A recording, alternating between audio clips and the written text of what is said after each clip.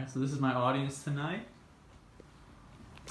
and I will be doing a persuasive speech on why you should be barefoot more often. So, we have only been around for 0.004% of the Earth's history, and I'm talking about Homo erectus, or upright man.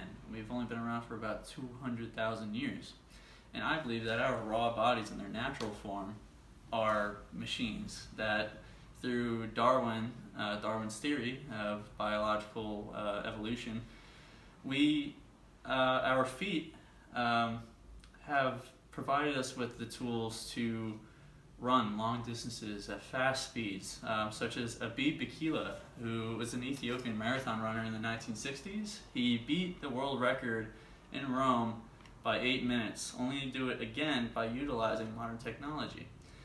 Abebe Bikila, he's a perfect example of someone who utilized our 200,000-year-old tools that our ancestors did, chasing down mammoths and other scary creatures on tundras and such. Now, I'm not saying modern day shoes are bad, but we overuse them and we use them as a crutch. Something that should be only short term, such as high top shoes or heels or more cushioned things that people should be using only for medical purposes. We use them for long terms, and this can result in a blockage of our body's natural movements or biomechanics, and this can also lead to overuse. It can lead to injuries, and it can lead to just a change of our patterns that will lead to injuries throughout our entire body, not just our feet, but our knees, our ankles, our lower back, our necks, and it can even lead to headaches.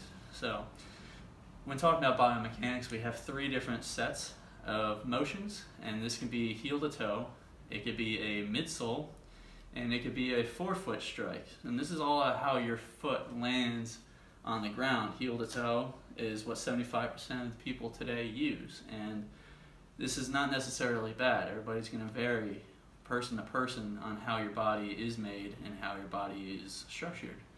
I'd like to use a forefoot motion, and it looks funny when you look at it, but if you look at an Ethiopian runner compared to an everyday cross-country runner here in America who is shod, or someone who wears shoes, it's going to be a totally different run.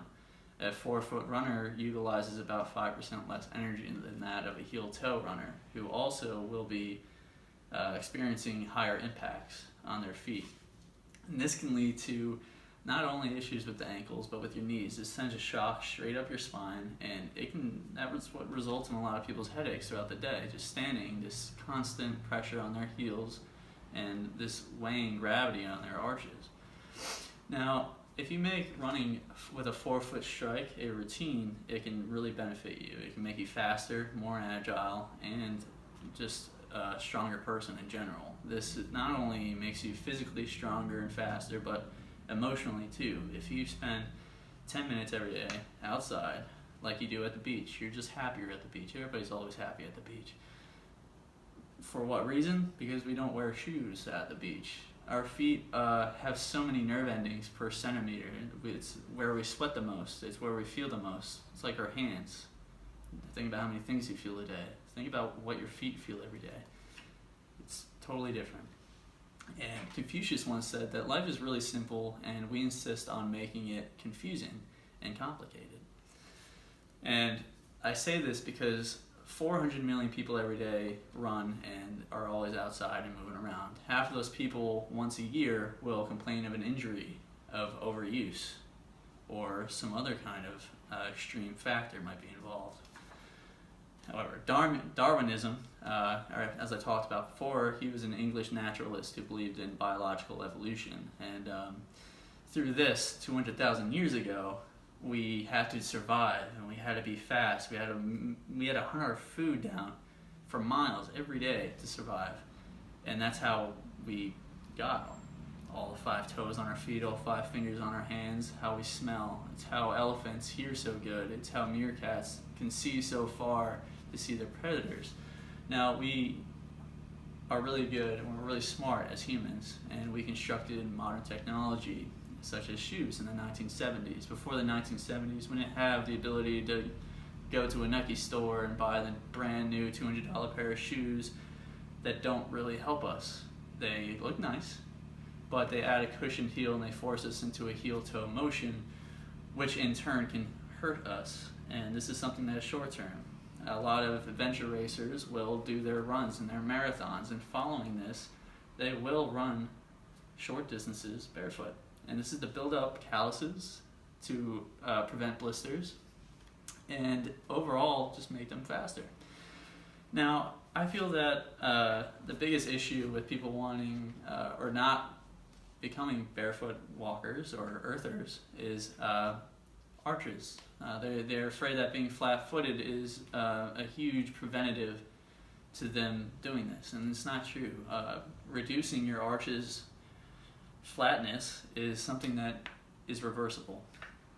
And in India, they did a study on 2,300 kids, and the interesting reason why they did this is because not all kids in India are able to purchase footwear or become shod walkers or people that wear shoes.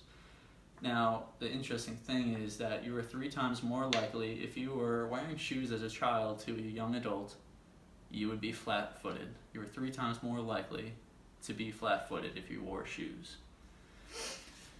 And the same thing goes for people that are adults. So as I'm flat-footed, I'm pretty flat-footed right now, but I trained myself and I walked every day to reduce that, and it works. There was a 41-year-old man who did the same thing for 6 months. He was totally flat-footed. He was prescribed special insoles for his shoes. 6 months later, every day for 6 months, he walked or he ran barefoot, hiked barefoot, everything barefoot. And his footprints, totally different after 6 months.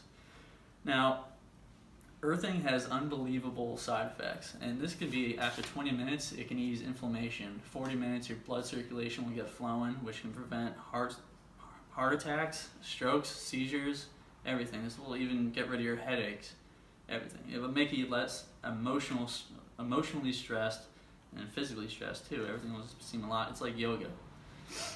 And if you begin walking barefoot more often, you will begin gaining strength back in your ankles, in your feet, in these arches of your feet. You'll become stronger. You'll be able to pounce faster. If you like CrossFit, you'll be able to jump higher, and you'll be able to squat more. That's why you'll see more and more guys at the gym being barefoot. And for some reason, we think it's so gross to be barefoot. And I have no idea why. At some point in the past, someone banned somebody from a restaurant because they were barefoot. And I personally believe that no shoes, no service is not something that should be a thing.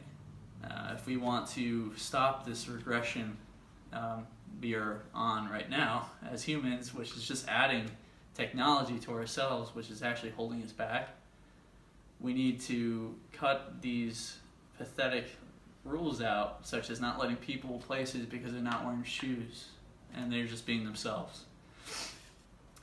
If I haven't convinced you yet to begin walking barefoot more often, I hope you will at least buy footwear that is minimalistic. Vibram, they make footwear. The 5-finger shoes, they look funny, but that's part of the problem. And we need to be more comfortable with our actual bodies and not just be materialistic and have these cosmetic coverings of our feet and trapping them in places where they shouldn't be. It's not natural, and our bodies know this. You know it. Your back hurts every day, your knees hurt, your ankles hurt just standing. So treat your feet like you treat the rest of your body, okay? And you will be happier, healthier, and stronger, I promise you.